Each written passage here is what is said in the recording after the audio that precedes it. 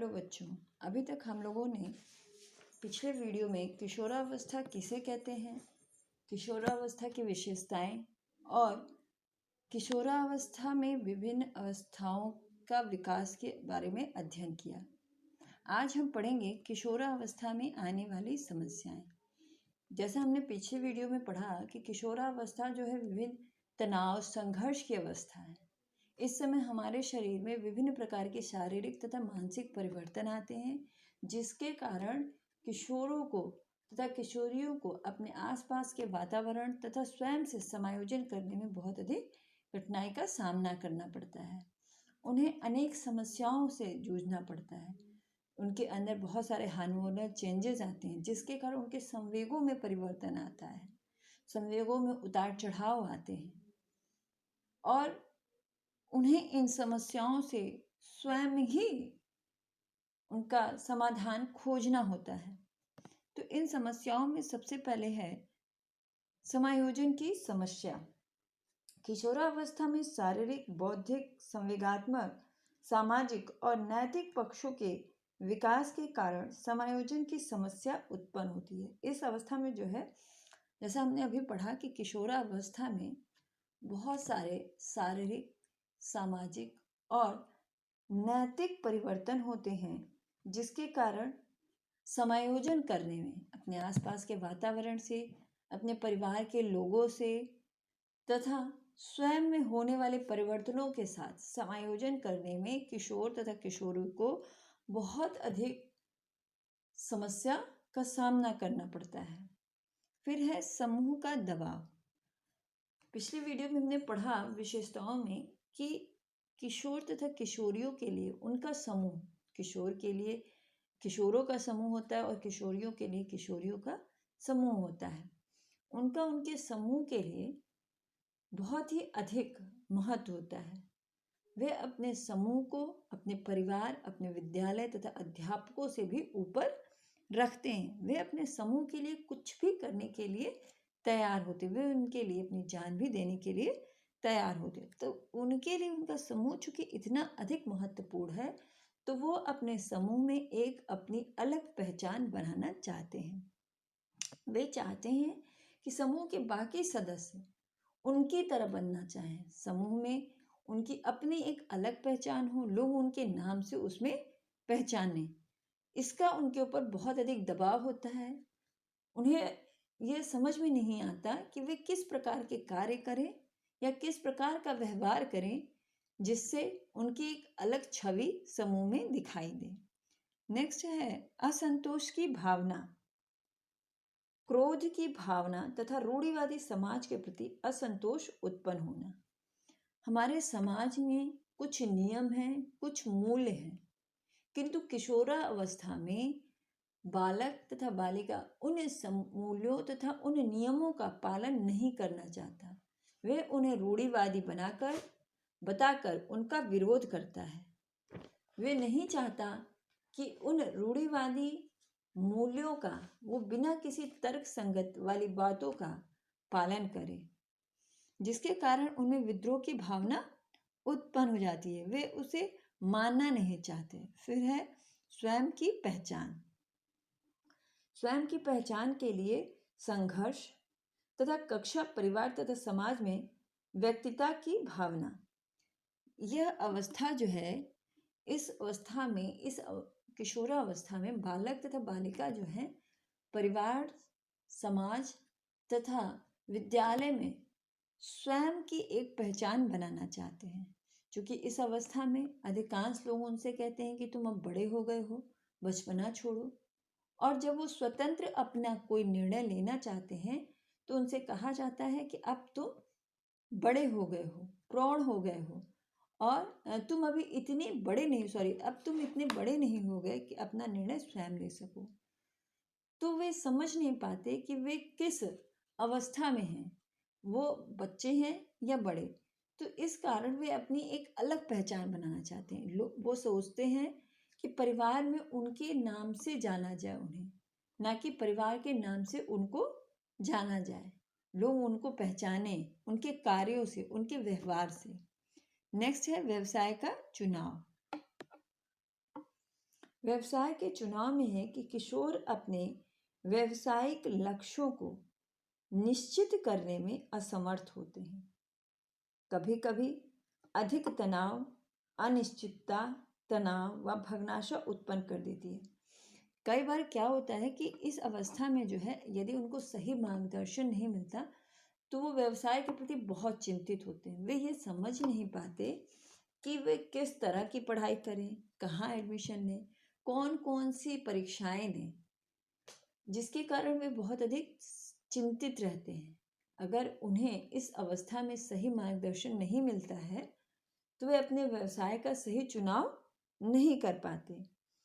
उनको यह समझ नहीं आता कि उनमें कौन सी योग्यता है तथा वे अपनी योग्यता के अनुसार किन व्यवसाय का चयन करें जिनमें आगे चलकर उन्हें सफलता प्राप्त हो। फिर नेक्स्ट है विपरीत लिंग के प्रति आकर्षण। विपरीत लिंग के प्रति आकर्षण सामान्य है, परंतु उसके परिणामों से समस्या उत्पन्न करते हैं। हमने पिछली वीडियो में पढ़ा कि इस अवस्था में जो है काम ग्रंथियां जो है परिपक्व हो जाती हैं। किशोर तथा किशोरी आपस में संबंध स्थापित करने के लिए समर्थ हो जाते हैं कि और किशोर जो है वो किशोरियों की तरफ और किशोरियां जो है किशोर की तरफ आकर्षित होती हैं। यह एक सामान्य प्रक्रिया है, किंतु कई बार ऐसा होता है कि जब किशोर जो है प्रेम में पड़कर असफल होते हैं तो वे अपराध की प्रवृत्ति उनमें उत्पन्न हो जाती है, अपराध की तरफ विमुख हो जाते हैं, या उनमें आत्महत्या की प्रवृत्ति जागृत हो जाती है। यानी दोनों ही दिशाओं में या दोनों ही दशाओं में उनके ऊपर इसका प्रतिकूल प्रभाव पड़ता है। तो इस अवस्था में विपरीत लिंग के कारण भी उन्हें अनेक समस्याओं से गुजरना पड़ता है। ये मानसिक तनाव की भी अवस्था इस अवस्था में होती है। उन्हें सही गलत का कुछ ज्ञान नहीं होता है इस अवस्था में, और उचित अनुचित कुछ भी करने के लिए तत्पर हो जाते हैं। फिर है विरोध की भावना। नैतिक मूल्यों की अधिकता कभी कभी विद्रोह की भावना जागृत कर देती है। कहने का तात्पर्य है कि कई बार जब उन्हें बहुत अधिक उचित अनुचित, अच्छे बुरे का ज्ञान दिया जाता है तो वे विद्रोह करने लगते हैं, क्योंकि उनमें स्वतंत्र निर्णय लेने, स्वतंत्र कार्य करने की भावना प्रबल होती है। वे अपने कार्य तथा अपने निर्णय स्वयं लेना चाहते हैं, और जब उन्हें बार बार उन चीज़ों के लिए रोका टोका जाता है, उन्हें कहा जाता है कि यह गलत है, यह सही है, तो उनमें इस कारण विद्रोह की भावना जागृत हो जाती है, क्योंकि वे अपनी इच्छा के अनुसार कार्य नहीं कर पाते। फिर नेक्स्ट आता है किशोरा अवस्था में शिक्षा। उपयुक्त जितनी भी समस्याएं हैं इनका निवारण सही मार्गदर्शन द्वारा तथा सही शिक्षा द्वारा किया जा सकता है। यदि उन्हें सही समय पर सही शिक्षा मिलती है तो वे अपनी समस्याओं का समाधान स्वयं ही ढूंढ निकालते हैं। फिर किशोरावस्था में शिक्षा। किशोर अवस्था जीवन का सर्वाधिक कठिन, महत्वपूर्ण तथा नाजुक समय होता है। इस काल में किशोर किशोरियों में शारीरिक, मानसिक तथा संवेगात्मक दृष्टि से क्रांतिकारी परिवर्तन होते हैं। इस अवस्था में जो है उनमें अनेक शारीरिक, मानसिक परिवर्तन होते, बहुत अधिक मात्रा में होते हैं। बाल्यावस्था में जो परिवर्तन, जो विशेषताएं पाई जाती हैं वह इस अवस्था में परिपक्व होती हैं। साथ ही बहुत सारे नए परिवर्तन भी उनके अंदर पाए जाते हैं। शैक्षिक दृष्टि से किशोरा अवस्था अत्यंत महत्वपूर्ण मानी जाती है। यदि इस अवस्था में उचित मार्गदर्शन प्रदान किया जाए तो किशोरों को आगे वांछित दिशा में प्रगति करने की संभावना बढ़ जाती है। यह ऐसी अवस्था है जो बहुत अधिक तनाव और संघर्ष की अवस्था है। इस अवस्था में उचित शिक्षा मिलना उनके लिए अत्यंत महत्वपूर्ण होता है। यदि उन्हें सही समय पर सही मार्गदर्शन, सही शिक्षा मिलती है तो वे आगे चलकर सफलता की मार्ग की ओर अग्रसर होते हैं, अपने जीवन में एक सफल व्यक्तित्व प्राप्त करते हैं। और यदि सही समय पर मार्गदर्शन नहीं मिलता तो वो अपराध की तरफ विमुख हो जाते हैं और अपना पूरा जीवन समाप्त कर देते हैं। किशोरों में भावी जीवन के निर्माण की दृष्टि से माता पिता, अध्यापक तथा समाज का यह कर्तव्य हो जाता है कि वह इस अवस्था के लिए उपयुक्त और सुनियोजित शिक्षा की व्यवस्था करें। किशोरों तथा किशोरियों के भावी जीवन के निर्माण की दृष्टि से माता पिता यानी कि कर्तव्य है, माता पिता अभिभावक तथा समाज का यह कर्तव्य है कि बालकों को शिक्षा के लिए सही वातावरण तथा सही शिक्षा प्रदान करें। सबसे पहले इसमें है शारीरिक विकास के लिए शिक्षा। किशोरावस्था में अनेक महत्वपूर्ण तथा क्रांतिकारी परिवर्तन होते हैं। शारीरिक परिवर्तन होते हैं, जैसे कि लड़कियों में ब्रेस्ट डेवलपमेंट होने लगता है, मेंस्ट्रुएशन साइकिल प्रारंभ हो जाती है, पुरुषों में भी दाढ़ी मूंछ आने लगती हैं, आवाज़ भारी हो जाती है, बहुत सारे अनेक और परिवर्तन होते हैं, हार्मोनल चेंजेस आते हैं। तो इन सारी चीज़ों का प्रभाव जो है बालक के ऊपर पड़ता है। इसलिए शरीर को स्वस्थ, सबल व सुडौल बनाने के लिए आवश्यक ध्यान देना चाहिए। अतः किशोरों में स्वस्थ परिवेश, पौष्टिक भोजन, स्वास्थ्य शिक्षा, शारीरिक व्यायाम और खेलकूद आदि की उचित व्यवस्था करनी चाहिए। यानी कि उन्हें बताना चाहिए कि वो किस तरीके का पौष्टिक भोजन लें जिससे उनका शरीर जो है स्वस्थ रहे, कैसे व्यायाम करें, किस तरीके के खेलों को प्राथमिकता दें, साथ ही कैसे स्वच्छ परिवेश का प्रभाव भी उनके शारीरिक परिवर्तन पर पड़ेगा, इसका भी ज्ञान उन्हें शिक्षा द्वारा देना चाहिए। नेक्स्ट आता है हमारा मानसिक विकास के लिए शिक्षा। किशोरावस्था में मानसिक शक्तियों का सर्वोत्तम और सर्वश्रेष्ठ विकास करने के लिए उचित शिक्षा की व्यवस्था की जानी चाहिए। किशोरों की मानसिक क्षमता निरीक्षण शक्ति, तर्क शक्ति, चिंतन शक्ति, स्मरण शक्ति तथा कल्पना शक्ति का विकास उनकी रुचियों, रुझान और योग्यताओं के अनुरूप किया जाना चाहिए। यानी कि उनके अंदर जो भी मानसिक क्षमताएं हैं, जैसे कल्पना शक्ति, कल्पना करने की क्षमता, फिर हमारा आता है तर्क शक्ति, किसी चीज़ को तर्क द्वारा मानने की क्षमता, निरीक्षण करने की, ऑब्जर्वेशन की क्षमता, ये सारी क्षमताओं का विकास उनकी रुचियों तथा योग्यताओं के अनुसार किया जाना चाहिए। उनकी रुचियों तथा योग्यताओं का पहले पता लगाना चाहिए, फिर उसी अनुसार उनकी इन सारी मानसिक क्रियाओं का विकास करना चाहिए। जिज्ञासा प्रवृत्ति को शांत करने के लिए प्राकृतिक तथा ऐतिहासिक स्थानों का भ्रमण कराना चाहिए। यानी कि उनकी जिज्ञासा को शांत कराने के लिए हमें उन्हें ऐतिहासिक जगहों पर ले जाना चाहिए, भ्रमण कराना चाहिए, ताकि वो देख करके चीज़ों को जाने और समझें, प्रत्यक्ष रूप से उनका अवलोकन करें। फिर पुस्तकालय, वाचनालय, प्रयोगशाला, पर्यटन, वाद विवाद प्रतियोगिता, साहित्यिक गोष्ठियों जैसी पाठ्य सहगामी क्रियाओं का आयोजन कराना चाहिए तथा अभिव्यक्ति शक्ति को प्रशिक्षित करना चाहिए। यानी कि अपनी भावनाओं को किस प्रकार से वो व्यक्त करें, इसके लिए उन्हें पुस्तकालय ले जाना चाहिए, वाचनालय ले जाना चाहिए, प्रयोगशाला में प्रयोग कराने चाहिए तथा ऐतिहासिक पर्यटन ले जाना चाहिए, वाद विवाद प्रतियोगिताएं करानी चाहिए जिसमें कि वे अपनी तर्क शक्ति का विकास कर सकते हैं। विभिन्न प्रकार की साहित्यिक गोष्ठियों का आयोजन करना चाहिए जिसमें पार्टिसिपेट करके वे अपनी अभिव्यक्त करने की क्षमता का और अधिक विकास कर सकें। संगीत, चित्रकला आदि के द्वारा किशोरों में सौंदर्यात्मक मूल्यों का विकास करना चाहिए। फिर नेक्स्ट आता है संवेगात्मक विकास के लिए शिक्षा। किशोरा अवस्था में संवेगात्मक जीवन में उथल पुथल हो जाती है। यानी कि इस अवस्था में जो है बहुत सारे संवेगों में उतार चढ़ाव आते हैं। किशोर अनेक संवेगों से संघर्ष करता है। किशोर क्या करता है? अनेक संवेगों से संघर्ष करता है। वह सही कर्तव्य को समझने में कठिनाई अनुभव करता है। शिक्षा के द्वारा निकृष्ट व दुखद संवेगों को दबाने अथवा मार्गितीकरण करने तथा उत्तम संवेगों का विकास करने का प्रयास किया जाता है। कहने का क्या तात्पर्य है कि जो संवेग हमें दुख दें तथा हमारा विनाश, हमारे व्यक्तित्व का विनाश करे, उन्हें शिक्षा के द्वारा दमन करने तथा अच्छे संवेगों का विकास करने के प्रयास किया जाता है। कला, साहित्य, संगीत तथा सांस्कृतिक कार्यक्रमों के द्वारा संवेग का विकास किया जाता है। किसके द्वारा? कला के द्वारा, साहित्य के द्वारा, संगीत और सांस्कृतिक कार्यक्रमों के द्वारा संवेगों का विकास किया जाता है, अच्छी दिशा में, उत्तम दिशा में विकास किया जाता है। नेक्स्ट है हमारा सामाजिक विकास के लिए शिक्षा। किशोर अपने समूह को अत्यधिक महत्व देते हैं। अभी तक हमने पढ़ा कि किशोर जो हैं अपने समूह को बहुत अधिक महत्वपूर्ण मानते हैं।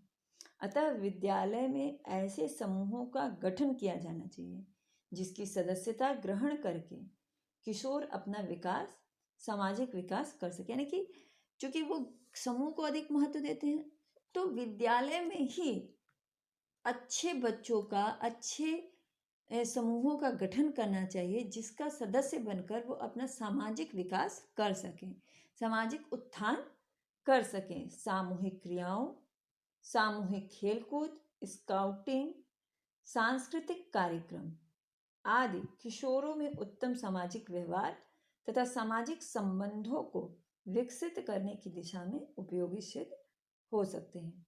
तो कहने का क्या तात्पर्य है, इनकी स्कूलों में ही, विद्यालयों में ही ऐसे खेलों तथा ऐसे कार्यक्रमों का आयोजन करना चाहिए जो कि समूह में किया जाए, यानी एक टीम के रूप में किया जाए, जिससे उनमें सामूहिक भावना का विकास हो सके, सामाजिकता का विकास हो सके।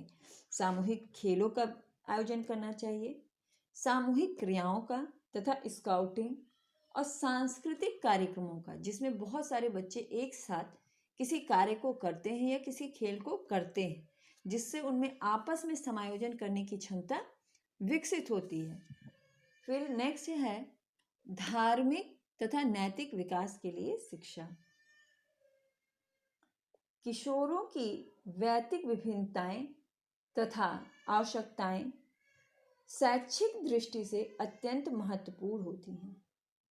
उनकी शिक्षा की इस प्रकार से व्यवस्था की जानी चाहिए कि सभी किशोर किशोरियों को अपनी विभिन्न रुचियों, प्रवृत्तियों तथा योग्यताओं के अनुरूप शिक्षा मिल सके। यानी किशोरों की जो है, प्रत्येक बालक तथा बालिका की अपनी विशेषताएं और योग्यता होती हैं। ऐसी जरूरी नहीं है कि एक ही विशेषता सारे लड़कों में या सारी लड़कियों में पाया जाए।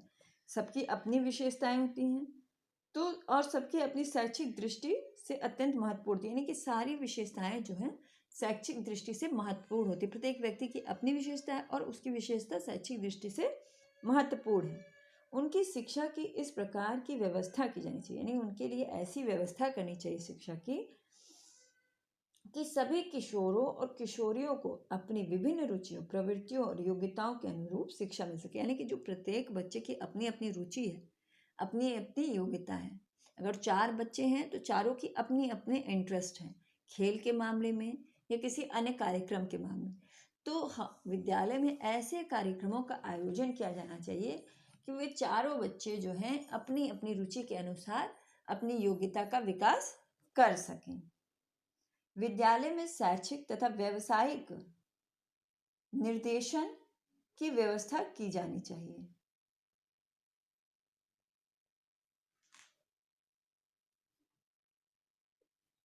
ये व्यवस्था की जानी चाहिए। विद्यालय में शैक्षिक तथा व्यावसायिक निर्देशन की भी व्यवस्था की जानी चाहिए, जिससे वे अपनी रुचियां और आवश्यकताओं तथा परिस्थितियों के अनुरूप पाठ्यक्रम तथा व्यवसाय का चयन कर सके। विद्यालय में जो है कैरियर काउंसलिंग की भी व्यवस्था करनी चाहिए, जिससे कि व्यक्ति जो है, बच्चा जो है, अपनी अपनी रुचियों के अनुसार अपने व्यवसाय का चयन कर सके और उन्हें सही मार्गदर्शन व्यवसाय के बारे में मिल सके कि वो किस तरीके का व्यवसाय का चयन करेंगे, तथा उनका पाठ्यक्रम उनकी परिस्थिति के अनुरूप होना चाहिए। यानी जिस तरीके का वो व्यवसाय का चयन कर रहे हैं उसके अनुरूप ही उसका पाठ्यक्रम होना चाहिए। बालक तथा बालिकाओं की रुचियों तथा भावी आवश्यकताओं में अंतर होने के कारण पाठ्यक्रमों में भी भिन्नताएं होनी चाहिए। बालक और बालिका की अलग अलग रुचि है, अगर 2 बच्चों की अलग अलग रुचि है तो उनका पाठ्यक्रम भी अलग अलग होना चाहिए, ताकि उनको अपने व्यवसाय को चुनने में सहायता मिल सके। ये हमारा था वैयक्तिक विभेद की शिक्षा। अब हमारा है धार्मिक तथा नैतिक शिक्षा का विकास।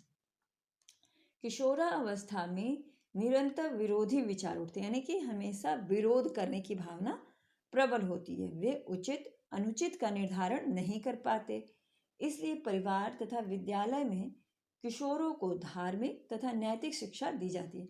यह अवस्था क्या है? हमेशा विद्रोह करने की अवस्था है। वो उचित अनुचित नहीं समझ पाते, वो सही गलत का अंतर नहीं कर पाते, जिसके कारण इसीलिए जो है परिवार तथा विद्यालय में उन्हें इस तरीके की शिक्षा दी जानी चाहिए ताकि वो उचित अनुचित का अंतर करना सीख जाएं।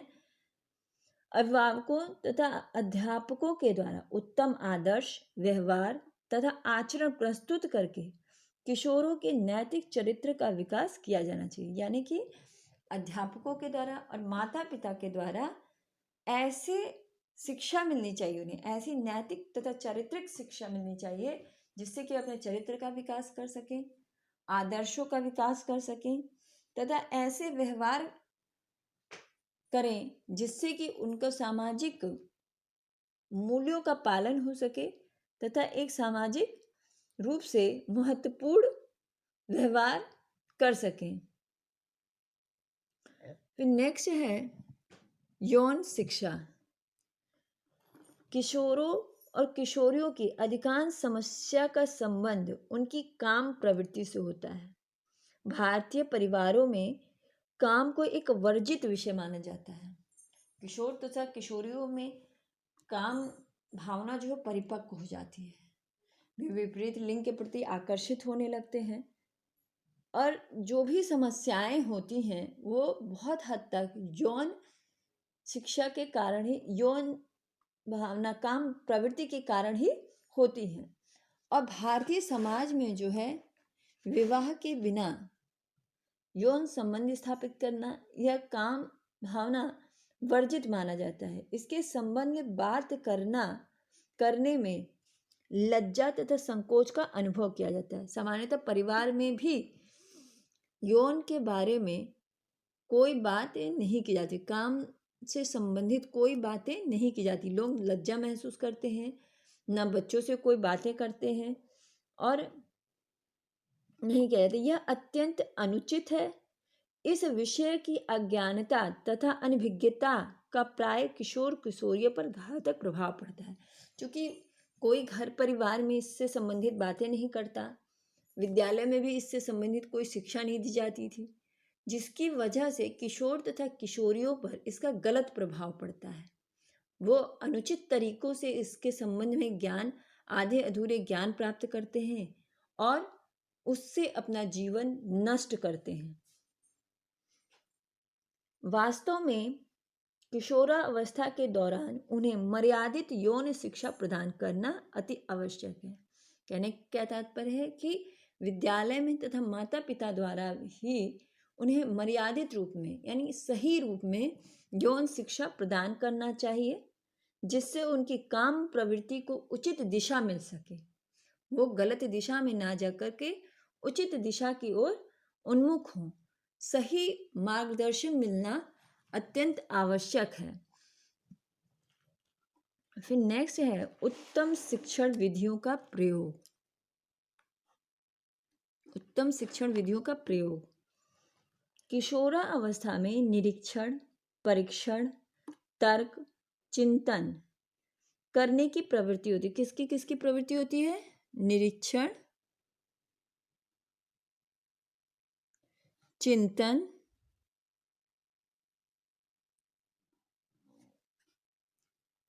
और तर्क, इन सब की प्रवृत्ति होती है। अतः किशोर किशोरियों को शिक्षा प्रदान करते समय ऐसी विधियों का प्रयोग करना चाहिए जिससे वे संतुष्ट भी हो सकें तथा उनकी विभिन्न मानसिक शक्तियों का विकास भी हो सके। यानी कि ऐसी शिक्षा देनी चाहिए उन्हें कि वो तार्किक रूप से वो संतुष्ट हो जाए, जो कुछ भी उन्हें बताया जाए, जो कुछ भी उन्हें समझाया जाए, वो तार्किक रूप से उन बातों से संतुष्ट हो जाए। उनका निरीक्षण तथा चिंतन संबंधी जो मानसिक योग्यता है उनका भी विकास हो सके। नेक्स्ट है किशोर के प्रति वयस्क जैसा व्यवहार। किशोरों में अपने समाज में उचित महत्व तथा स्थिति पाने की तीव्र इच्छा होती है। जैसा कि अभी था कि उन्हें बालक समझा जाता है, ना तो उन्हें वयस्क समझा जाता है ना बच्चा। तो उनमें जो है यह क्षमता बहुत तीव्र होती है अपने समाज में उचित स्थान पाने की। उन्हें बालक समझकर उनके प्रति बालक जैसा व्यवहार नहीं करना चाहिए, वरन उनके साथ वयस्क जैसा व्यवहार करना चाहिए। उन्हें बालक समझकर हर वक्त डांटना नहीं चाहिए, रोकना टोकना नहीं चाहिए, बल्कि उन्हें एक वयस्क की तरह उनसे बर्ताव करना चाहिए। जैसे एक वयस्क इंसान, वयस्क व्यक्ति के साथ व्यवहार किया जाता है, वैसा उन्हें सम्मान के साथ व्यवहार करना चाहिए। उन्हें भी बराबर सम्मान प्रदान करना चाहिए। अनावश्यक नियंत्रणों तथा बंधनों में ना बांधकर किशोरों को उत्तरदायित्वपूर्ण कार्य स्वतंत्र ढंग से करने के अवसर प्रदान करने चाहिए। कहने का तात्पर्य है कि उन्हें बेवजह किन्हीं बंधनों में नहीं बांधना चाहिए। हर वक्त किसी नियंत्रण में नहीं रखना चाहिए कि यहाँ जाओ नहीं, वहाँ जाओ मत, ऐसे मत करो, वैसे मत करो, ये चीज़ ऐसे करनी। उन्हें बार बार रोकना टोकना नहीं चाहिए, क्योंकि बार बार रोकने टोकने से जो है उनके अंदर विद्रोह की भावना जागृत हो जाती है। इसके अतिरिक्त उन्हें ऐसे कार्य देने चाहिए जो बहुत जिम्मेदारीपूर्ण हो, जिसे वे स्वतंत्र रूप से उसे पूरा करें। उनका उत्तरदायित्व पूर्ण कार्य देना चाहिए, जो कि वो स्वतंत्र रूप से अपने ढंग से अपने अनुसार कर सकें, जिससे उनमें आत्मविश्वास की भावना का विकास हो सके, वो उनमें खुद से कुछ करने की प्रवृत्ति जागृत हो सके। किशोरों को खीज, निराशा तथा अवहेलना से बचाकर उनकी अपराध प्रवृत्ति पर अंकुश लगाया जाता है। जब उन्हें बार बार टोका जाता है किसी चीज़ के लिए, बार बार डांटा जाता है, अंकुश लगाया जाता है कुछ करने के लिए, तो उनमें अपराध प्रवृत्ति जागृत होती है। उनमें जो है उसका विरोध करने की प्रबलता आती है। विरोध की उस पर वे उस अपराध की तरफ मुड़ जाते हैं, अपराधी बन जाते हैं। तो यदि उनको सही तरीके से मार्गदर्शन दिया जाए, उनकी बातों को समझा जाए और प्यार से समझाया जाए, और उन्हें ऐसी शिक्षा दी जाए, ऐसे कार्य दिए जाएं जो वो अपने रूप से अपने ढंग से करें, तो वह अपराध की तरफ विमुख ना होकर एक अच्छे इंसान, एक अच्छा व्यक्तित्व प्राप्त करेंगे। उन्हें एक वयस्क व्यक्ति की तरह जिम्मेदारी भरा कार्य देना चाहिए। उन्हें भी एक वयस्क की तरह सम्मान मिलना चाहिए, ना कि बच्चा समझकर उन्हें उनकी अवहेलना करें, उनकी बातों को ना सुने या फिर डांटें, उन्हें सजा दें। ऐसा नहीं करना चाहिए। ऐसा करने से उनके जो भावनाएं होती हैं वो आहत होती हैं, निराशा की ओर चले जाते हैं। या तो वो अपराध की तरफ चले जाएंगे, या उनका किसी भी कार्य को करने की इच्छा ही नहीं होगी। किशोरा अवस्था के भावी जीवन निर्माण की एक महत्वपूर्ण अवस्था है। किशोरा अवस्था जो है भावी जीवन, यानी कि एक अच्छे इंसान, एक अच्छे व्यक्तित्व की तरफ बढ़ने का एक अच्छा प्लेटफॉर्म है, एक अच्छी अवस्था है। अगर इस अवस्था में सही शिक्षा मिलती है, उन्हें सही मार्गदर्शन मिलता है, तो भविष्य में एक सफल इंसान बनते हैं, किसी क्षेत्र में सफलता हासिल करते हैं। एक दिन उनकी योग्यताओं को, उनकी क्षमताओं को इस समय समझकर उनको सही तरीके से प्रशिक्षित किया जाता है, तो वो उसी क्षेत्र में आगे चलकर बहुत अधिक सफलता हासिल करते हैं। अतः अध्यापकों तथा अभिभावकों को किशोरियों की शिक्षा का नियोजन तथा संचालन अत्यंत सावधानी से करना चाहिए। अध्यापकों को, माता पिता को तथा समाज को इस प्रकार की शिक्षा की व्यवस्था करनी चाहिए जिससे उनकी सभी समस्याओं का समाधान हो सके तथा उनका उचित विकास हो सके। विकास की विभिन्न अवस्थाओं में विकास हो, तथा उनकी जो जो चिंताएं हैं, जो जो समस्याएं हैं, तथा उनमें जैसे परिवर्तन आते हैं, उनका विकास भी सही रूप से, सही मार्गदर्शन के द्वारा सही दिशा में हो सके। यह कर्तव्य माता पिता, अभिभावक तथा अध्यापक का होता है कि वो घर का वातावरण भी ऐसा बनाए तथा विद्यालय का वातावरण भी ऐसा बनाए जिससे कि बालक की रुचि पढ़ने में हो, तथा वो अपनी रुचि के अनुसार, अपनी योग्यता के अनुसार व्यवसाय का चयन कर सके। उन्हें उचित परामर्श मिलना चाहिए, चाहे वो कैरियर के संबंध में हो या शिक्षा के संबंध में।